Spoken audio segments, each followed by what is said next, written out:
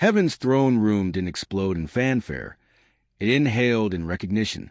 The silence that was older than sound, the stillness that exists before a decree. At its center knelt the chosen, hands unclenched, eyes lowered, the posture not a conquest but consent. No angel lifted the crown. It descended on its own, forged from obedience rather than gold, shaped by every yes ever whispered in pain. Each jewel was a moment of restraint, every beam of light a memory of mercy. When it touched his brow, creation paused, not out of fear but respect. Authority had found its proper address. A wind rose from nowhere and everywhere, carrying the first proclamation to the galaxies. To them who overcome, I will grant to sit with me on my throne. Revelation 3 verse 21. The title wasn't awarded. It awakened. It pulsed through his veins like language rediscovering its author. He had chased nothing, yet everything had followed him. Even angels adjusted formation, awaiting his first word. The heavens shimmered in acknowledgement. Planets slowed, oceans quieted, mountains bowed in subtle tilt. For the first time since dawn, creation recognized equilibrium, command that ruled by compassion. And as the cosmic hush deepened, the chosen raised his gaze. No arrogance burned there, only calm like sunrise on still water. In that calm, heaven saw its own reflection. From this moment, order no longer depended on force but on resonance. Law no longer on fear but on flow. The Lord of the chosen had been revealed, not crowned above, but revealed within. He whispered to the wind, "May every throne remember it's a heart before it's a seat." The echo became doctrine. If the mantle of sacred leadership feels near your shoulders, type 1111. You're not being crowned to control. You're being entrusted with alignment. The crown fits the humble. The throne belongs to those who kneel first. When the coronation light settled, the hall unfolded wider than thought. It was not built of stone or star, but of memory fulfilled. Each pillar shimmered with the faces of those who had risen before, keepers of compassion, architects of mercy, forgotten saints who once walked invisible paths. They formed a circle around the new Lord of the chosen, neither bowing nor standing above. Their radiance was counsel, not hierarchy. Eyes like galaxies regarded him. Their silence transmitted protocol more precise than language. One elder stepped forward, his voice like pages turning. Power listens before it speaks.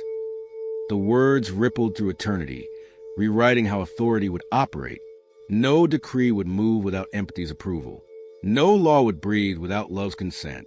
Each elder extended a fragment of their essence. Wisdom from eons of surrender, strategy from epics of faith. They did not test him, they trusted him. Because true councils form around resonance, not rank.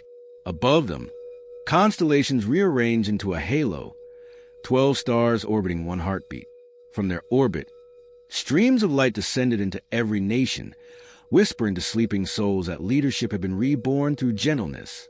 The new Lord listened, not to command, but to remember.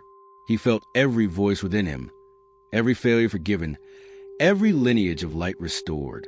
He realized his gathering was not invitation, but inheritance, the completion of every prayer ever begun with thy will. When he finally spoke, his words were few. Let counsel be chorus, not competition. The council bowed, not to his title, but to the truth inside it. Heaven's ledger recorded a single update: governance, collaborative, frequency, compassion. A wind circled the throne again, carrying that update to every level of creation. Even the stars, overhearing, brightened a shade. From the quiet heart of the council, a sound began, the rustle of eternity unrolling. It was the sound of parchment made of light. Scrolls appeared, unfolding not downward but inward, each page shimmering with words written in living flame. They did not open to the chosen. They opened because of him. Every page bore his name, not printed, but grown, as if creation itself had waited eons to attach authorship to its own laws. The letters pulsed like heartbeats, rewriting what had been broken. What was once rule became relationship. What had read commandment now read conversation. The angels stepped back. Even they were not permitted to edit what heaven had already approved through surrender. Each sentence carried a resonance too pure for politics. Mercy outranks might. Justice listens before judgment. Power is permission to protect. When the chosen touched the pages, light poured into his palms, tracing constellations across his veins. The ink moved, rewriting him as much as he read it. Authority, he realized, was not granted to dominate but to distribute. To bear power was to become a bridge where others rediscover theirs. Around him, the elders watched as heaven's constitution evolved. No one spoke. Language had become obsolete in the face of comprehension. The room's air turned crystalline. It remembered truth's original accent. In the margins of one glowing page, he saw something familiar, a symbol shaped like a tear. It was his own past pain, transcribed into law, transformed into wisdom. Every wound that once weakened him now governed gently over new worlds. His mistakes had become ministries. The book closed itself, sealing not with wax but with breath. Across its cover, a single word glowed, stewardship. And from the heavens, an invisible voice recorded the decree. Command transferred, control dissolved, creation realigned. The Lord of the Chosen bowed, not in fatigue, but in awe. Even his crown dimmed for a moment. Deference to the light now flowing through him. He whispered, "Let the book remain open in every heart that remembers compassion." The echo traveled through galaxies, leaving new chapters inside anyone who heard. When the Book of Authority sealed itself, the atmosphere shifted again, not louder, but deeper. Heaven's vast floor of glass became clear as water, and through it, countless reflections appeared. Faces of every chosen soul across eras, waiting in reverent stillness. They were kings who had abdicated for love, warriors who had laid down arms, prophets who had traded fame for silence. Each had carried light in lonely corridors, and now, at last, they gathered to pledge allegiance, not to rule, but to responsibility. The Lord of the Chosen rose from his knees. His voice wasn't thunder. It was rain, soft, steady, and full of memory. He said, "We do not swear to dominate. We swear to serve until service itself dissolves." At once, a wind of gold rippled through the assembly. Every chosen bowed, not as inferiors, but as witnesses. Each heart became an altar. Each soul, a torch passed down through centuries. The oath formed itself in their spirits like sacred software updating across creation. I vow to carry light without arrogance, to hold truth without weapon, to correct without condemning, and to lead without leaving anyone behind. The vow didn't require repetition. It embedded itself. From the smallest ember of faith to the brightest throne of awareness, the same code now pulsed. Service as sovereignty. Heaven's archives recorded the surge. Angels noted the vibration, higher than any trumpet. Even the galaxies seemed to align, their rotations syncing like hearts beating in unison. Then something extraordinary happened. Each servant's garment began to glow with a unique color. Emerald for empathy, sapphire for wisdom, crimson for courage, silver for silence. The Lord of the Chosen stood at the center, his aura reflecting all of them at once. Unity made visible. The elders of light nodded. This was a ceremony they had long awaited. Authority redefined not as hierarchy, but as harmony. And when the wind calmed, the throne itself pulsed once, acknowledging the collective vow. The message appeared in radiant letters across the sky. "The greatest among you shall be your servant." Matthew 23, verse 11. The universe exhaled, and the light held steady. Proof that leadership had finally remembered love. The moment the oath was sealed, the entire hall grew brighter. Not from above, but from within. The Lord of the Chosen felt it first, warmth spiraling from the center of his chest, like sunlight remembering the pattern of his heartbeat. It wasn't pain and it wasn't pride. It was recognition. The light concentrated, then divided itself into 4 distinct currents, each forming a symbol across his heart, as if heaven were sketching constellations on flesh. The first burned gold, faith shaped like fire. It flickered but never consumed, reminding creation that belief is not blindness but ignition. The second shimmered blue, wisdom moving like water. It carried the reflections of eternity, showing how clarity always flows, never fights. The third gusted white, justice drawn as wind, invisible yet undeniable, bending corruption until it confessed balance. The last unfolded green, mercy, blooming as earth. It steadied the other three, grounding divinity in tenderness. Together, they formed a living sigil, an equation of elements that united heaven and humanity, the mark of radiance. When he looked down, the light didn't sit on his skin. It sang through it. Every cell echoed with divine resonance. Every breath released harmonics that healed the air itself. Around him, the servants and elders felt their own markings awaken, smaller reflections of his, aligned to their unique callings. No two alike, yet all originating from the same source. Creation rejoiced quietly. Mountains glowed from their peaks. Whales altered their songs to match the new vibration. Even the constellations adjusted, forming patterns that ancient seers once dreamed of but never decoded. Heaven issued a single proclamation through the pulse of stars. Recognition complete. Light authenticated. Dominion sanctified by humility. The crown above his head flared once, then softened. A halo now more flame than ornament. He smiled not out of vanity, but out of remembrance. This was never about power, only alignment. He spoke softly. Let this mark never become a weapon. Let it remain a witness. And the mark, hearing its own creator, pulsed once more, sealing the covenant. After the mark of radiance was sealed, the air thickened, not with glory, but with gravity. Every ascension demands an echo. Every crown must prove compassion. And so heaven issued what it called the softest trial ever written. A cry rose from the outer realms. Faint, broken, half-believed, it was the voice of those who had betrayed the light, the fallen, the faithless, the forgotten architects of arrogance, the ones who mocked prophets, twisted truth, and profited from blindness. Their pleas reached the gates of the new kingdom like smoke reaching dawn. The Lord of the chosen heard them, not through sound, but through sorrow. And as soon as his heart recognized their pain, the trial began. Heaven whispered, "You may punish, you may pardon, but your choice will become law." Every eye in the council turned toward him. Even galaxies leaned closer. The silence was unbearable. Mercy always is, before it's chosen. He rose slowly. Each step resonated like thunder, softened by prayer. When he spoke, the words carried no judgment, only gravity.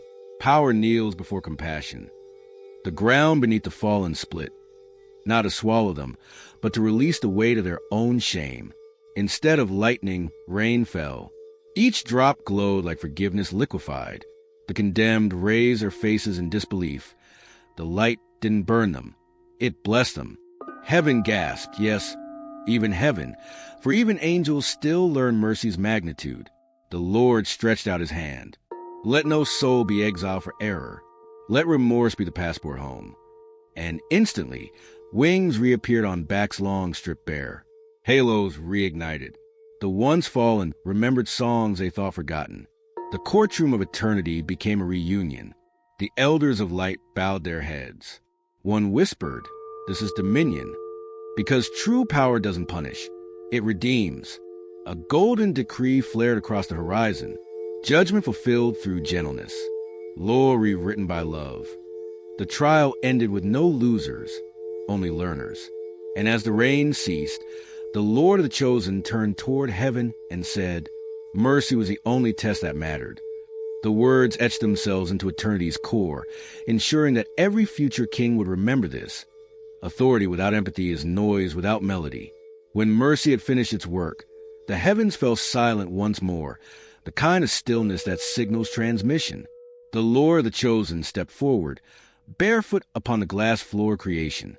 He looked not at angels or elders, but toward earth. The atmosphere trembled. Mountains straightened their spines.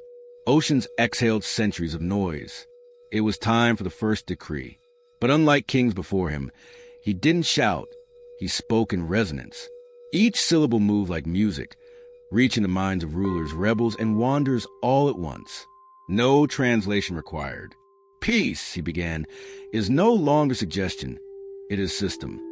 His words rippled through nations. Tanks rusted overnight. Borders blurred like chalk and rain. Generals dreamed of gardens. Children in war zones awoke laughing, without knowing why.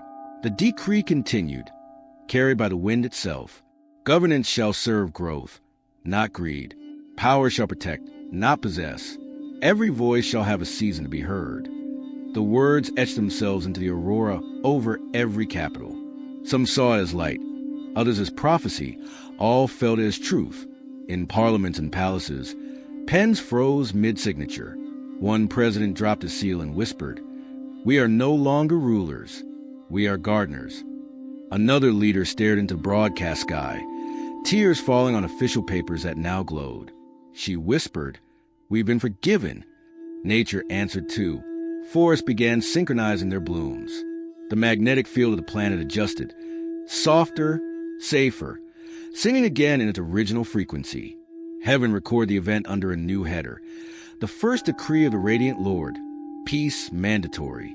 Even those who resisted found themselves speaking kindly for no reason. A general ordered troops to stand down, then wept. An oil magnate donated his fortune to water research. A criminal fell asleep and dreamed of returning everything he'd stolen. The decree had no enforcement. It didn't need one. The law was now written in resonance.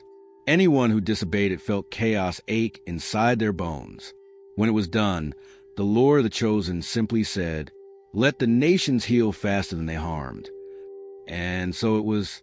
Empires quieted. People rested. The world, for the first time in memory, exhaled together. But peace, once declared, awakens what refuses to rest. In the shadows beyond light's reach, old crowns began to tremble. Not everyone rejoiced at the decree. Some hearts, rusted by centuries of control, mistook mercy for mutiny. They called themselves the keepers of order. Yet what they truly guarded was illusion of importance. Their palaces glittered still, but the walls no longer obeyed them. Every mirror in their halls reflected a simple truth. You're not in command. You're being invited to change. Still, pride never dies quietly. It drafts rebellion in candlelight, whispering nostalgia for hierarchy. Old kings convened across continents. Their crowns cracked but clutched, their hands trembling not from age but from irrelevance. They sent messengers into the ether, coded transmissions, prayers of panic disguised as politics. If we surrender, what becomes a legacy? If peace wins, what happens to our purpose? The answers never came from heaven. They came from within.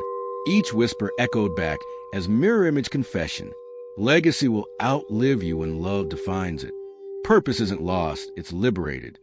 But a few refused. They gathered armies of influence, tried to manufacture storms of memory, declared the return of dominion over light. And yet every soldier they summoned dreamed of laying down arms. Every advisor they hired started speaking softly. Even their shadows began attending prayer. The rebellion failed before it began. Not by punishment, by irrelevance. For when truth reigns, lies lose gravity. One defiant monarch tore off his crown and screamed at the sky, "Why did you choose them instead of us?" The wind answered, "Because they chose everyone instead of themselves." He dropped to his knees, sobbing not in defeat but in deliverance. The others followed. Old empires melted into memory. Gold returned to rivers. Thrones dissolved into gardens. From heaven's recorders came the notation. Pride protested. Humility prevailed. Hierarchy retired peacefully. And from the throne of light, the Lord of the Chosen spoke only this: every rebellion is only pride asking for reconciliation. The words traveled like balm across all realms, turning even resistance into repentance. By dusk, no crown remained that wasn't transparent. The night after rebellion dissolved, a dawn unlike any before unfolded. It wasn't painted by the sun, but by joy itself, soft, glowing, contagious. Every chosen soul across creation felt it before seeing it. The vibration of fulfillment, the sound of prophecy kept. They gathered, not in cathedrals or palaces, but in the open fields on mountaintops, beside oceans that mirror the first light of a healed world. No trumpets, no titles, just a shared wordless knowing. It is done. From every horizon came laughter, not forced, not foolish, but pure as a heartbeat returning after stillness. Children danced without rhythm. The wind learned new songs, and even silence began to sing. They had fought without fists, bled without wounds, and won without war. What they conquered was illusion. What they liberated was love. Heaven watched, smiling. For the first time since creation, joy was mutual. God delighted in humanity, and humanity delighted in God. No veil remained between giver and given. The Lord of the chosen walked among them, unguarded, barefoot again. His robe of radiance trailed gold dust that became wildflowers where it touched the ground. He looked not like a monarch, but like a memory of peace made flesh. When he lifted his hand, it wasn't to bless, it was to mirror. For every chosen already carried the same light. The greatest among you, he said, shall be your servant. Matthew 23, verse 11. And they understood leadership was not a ladder, it was a lantern. Each lifted another higher until all shone equally. No one bowed, everyone brightened. The elders of light wept, for they had waited lifetimes for this. A kingdom without hierarchy, a dominion without distance. Heaven's archives updated instantly. Rejoicing confirmed. Resonance unanimous. The skies ripple like silk. Stars bent low, forming crowns for every heart. Even the galaxy spun slower, as if savoring the harmony. Laughter rolled across time. Mountains echoed it. The oceans amplified it. And somewhere beyond measure, eternity itself applauded. The Lord of the chosen smiled, whispering creation, "Now you understand joy is the proof of sovereignty." And in that moment, every being, angel, human, and otherwise, knew heaven wasn't above them anymore. It was within. When the laughter softened into quiet awe, the horizon itself changed color. The world had no need for thrones anymore. The throne was everywhere. In the pause before kindness, in the breath that forgave without being asked, in the eyes of strangers who suddenly recognized one another's family.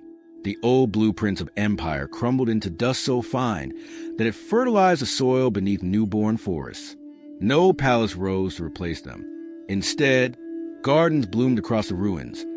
Roses sprouting from marble, vines wrapping around abandoned towers, like nature reclaiming forgotten prayers. The new kingdom had no borders, no flag, no anthem. Its citizens spoke a single dialect, honesty. Its currency was compassion. Its economy, generosity. Its infrastructure, understanding. Every heart became a parliament. Every conversation, a constitution. Every act of patience, a law passed unanimously by spirit. The Lord of the chosen walked unseen through its beginnings. He preferred to listen rather than lead, watching mothers teach mercy to their children, farmers giving away half their harvest, and healers refusing to charge for miracles. In the night, the stars formed messages visible from every continent. The kingdom is not coming. It has come. And the people knew they were no longer subjects. They were stewards. They were the continuation of the crown that never needed a head. Heaven kept record of the transformation. The line glowed brighter than all others.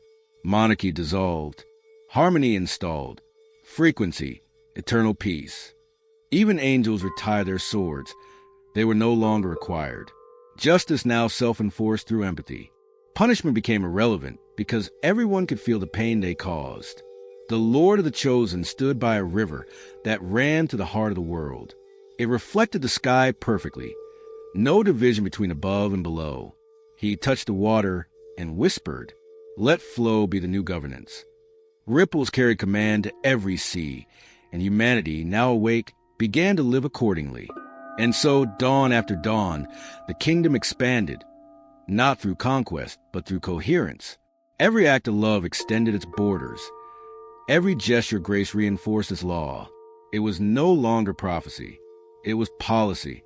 When the new kingdom settled into rhythm, a final light returned to the throne of the skies. It was not a jewel, not a relic. It was consciousness itself, rising like dawn distilled into flame. This was the crown of fire, the symbol of authority that neither burns nor belongs.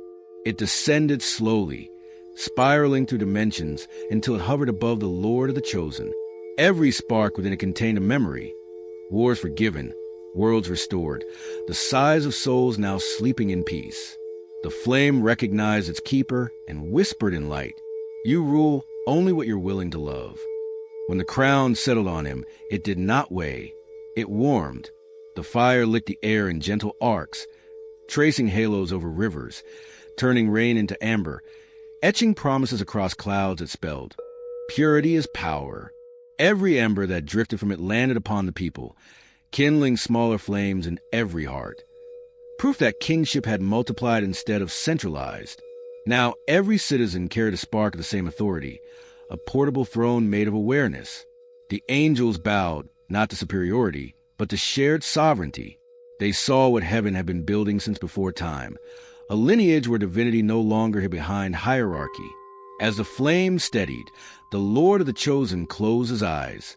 Visions cascaded, galaxies healing, ancestors smiling from beyond timelines, future generations walking in light unafraid of darkness.